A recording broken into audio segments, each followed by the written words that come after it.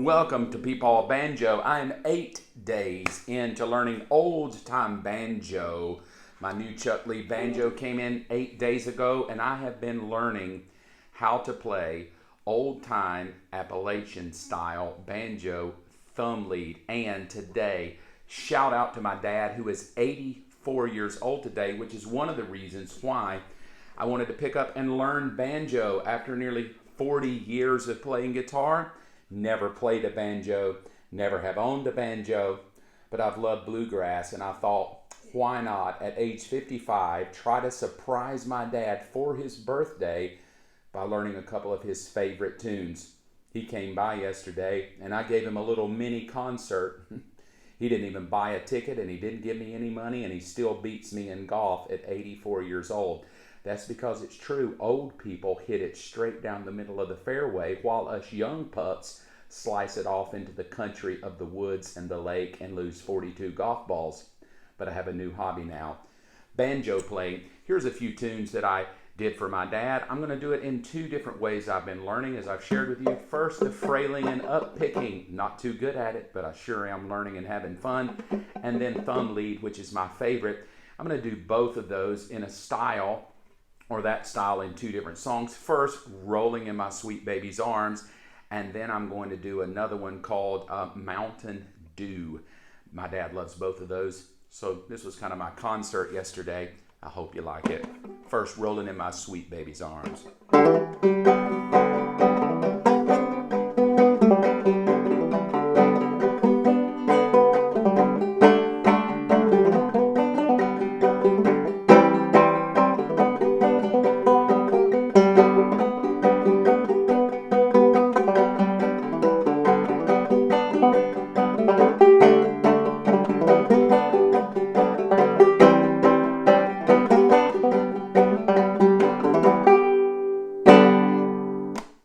Rolling in My Sweet Baby's Arms, with a little bit of up picking.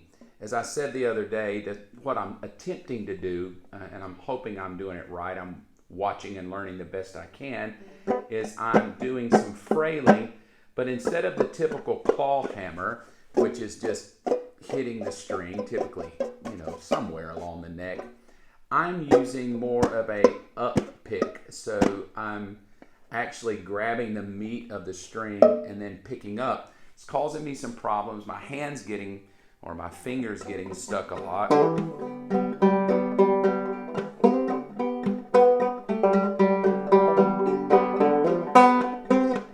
See how it'll get stuck? So I'm having to work on that a whole lot and be very intentional to watch the dynamic with which I'm playing and how tense my hand is, but I'm working on that.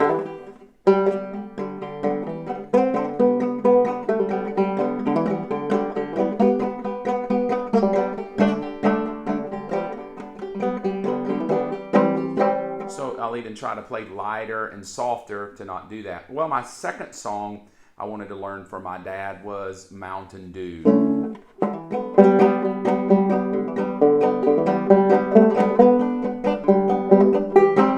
thumb lead style.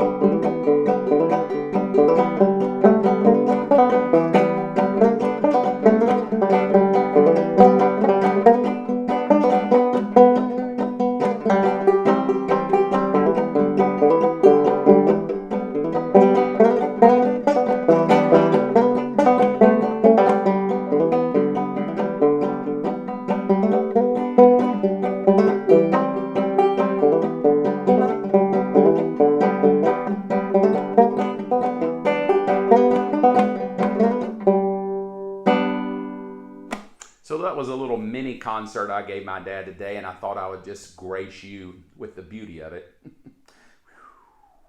Got a long way to go, but as I said in my previous post, two things are very important to any instrument you want to learn. First off is practice. Practice takes discipline, and second is playing, and playing is passion. So I just encourage you in your journey. I encourage you to do both very well. I encourage you to practice at least 15 to 20 minutes a day and then play at least the same amount. In other words, do the stuff you hate first and then, just enjoy it. You know the beauty of it yesterday? My dad came in at 84 years old, sat down in front of me, and I picked in some tunes, and not one time did he say, I really feel like you messed up a lot and you didn't do it very perfectly, and well, I feel like your finger positions were really wrong. No, he just sat there and tapped his knee and smiled really big and enjoyed the little mini concert for his birthday. And that's what I mean by music. A lot of times we can be really critical and just miss the fact that music can bring hope and joy to people. But I promised yesterday that I would give you a brief tip on how to play chords quickly, how to learn them quickly, and where you can play a song going back and forth, because the beauty is not just knowing a chord. We all know you can know all the chords, but when you start jamming with people, you're a day late and a dollar short. They've moved on to another chord before your fingers ever even find where to go, and you've been playing for 4 months and still can't play past 50 beats a minute. So I want to just drop a tip to you on how to get your chord transitions quickly. By that, I mean within a month, hopefully you could sit down and jam with people in a traditional G, C, and D without having to even look at the fretboard. Here is my take on how to learn chords in a quick way and be ready to play within, well, a minimum of 30 days. And I usually find that the people I teach, a minimum within a week, they're able to transition between chords quickly. So let's select a chord. As I got the banjo this week, well, it was all new to me. It was like playing upside down and backwards compared to the guitar. Scales are different, chordings are a little bit different. But here's the way I run through chords to learn quickly. It came years ago when I was learning to play some jazz. And in jazz, the chords were, I was used to little bluegrass G, C, and Ds, and now I'm having to play all these bar chords. My fingers don't want to go there, and I don't even know why any human would use those anyway. But I started to learn those, and it was very frustrating. But I did it, and I want to teach you how I did it quickly. So let's locate the chord. So here's my chord I'm going to go off of today, the C chord, which is 1st fret, 2nd string, 2nd fret, 4th string. So there's my C chord. So I learned that last week, and then I learned the D chord. But I could not really get there quickly. I was always having to look. And so here's the typical way people learn a chord.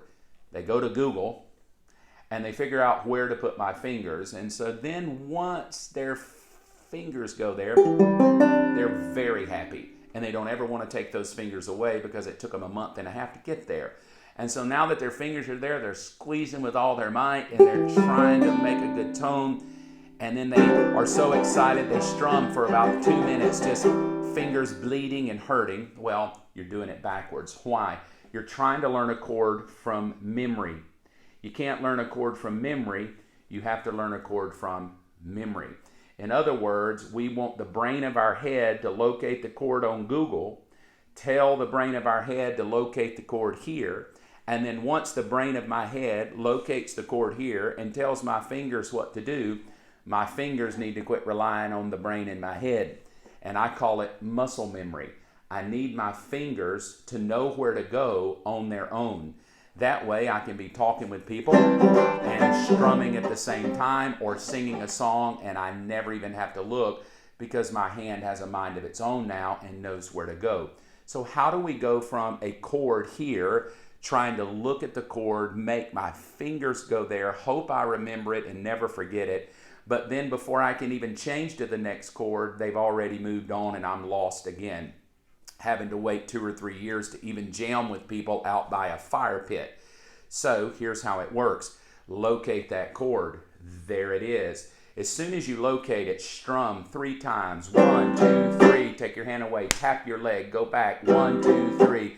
Take your hand away. Tap your leg. Now, every time you do that, you're going to end up this way. You'll find the chord finally. 1, 2, 3. Take it away. Tap your leg. Your brain is still in charge. Go back. I got to find where to put that finger again. And once I do, strum, tap my leg. My brain is still in charge. So I'm going to have to look at the fretboard, tell my fingers where to go. They're disobedient like a preteen teenager. They don't want to obey. But 25 times, like I told you with 15 perfect, 25 times of strum, strum, strum, tap your leg, strum, strum, strum, tap your leg. Every student I've ever worked with, by the time they get to 25 on the first day, they're able to make a chord hardly even looking at all, and that's just day one with about 30 minutes of practice. So all I'm doing is C, tap my leg, C, tap my leg, tap my leg.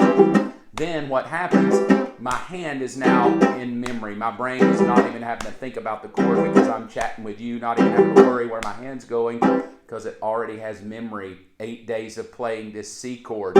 Same with the D. Tap my leg, tap my leg, tap my leg, tap my leg. 25 times. 25, so I just missed one. I had to start over. And your first 15 to 18 to maybe 20, your brain is going to be looking. Your brain is going to be going, no fingers, do this, do this. Well, don't worry about it.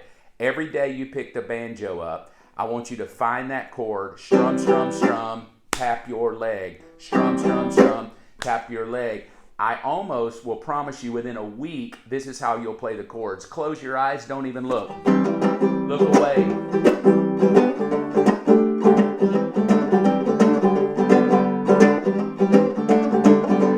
I don't even have to look. It's only been 8 days. Now, if you tell me another chord, play the F chord. I don't know that yet, so I'm going to have to learn that. The A minor chord, I don't know that yet either. I've not needed to know it. But the moment I come into a song where I need to know, I'll do the same thing. I will find the chord. I will play it. Tap. Tap. Whatever the chord is, I want to learn.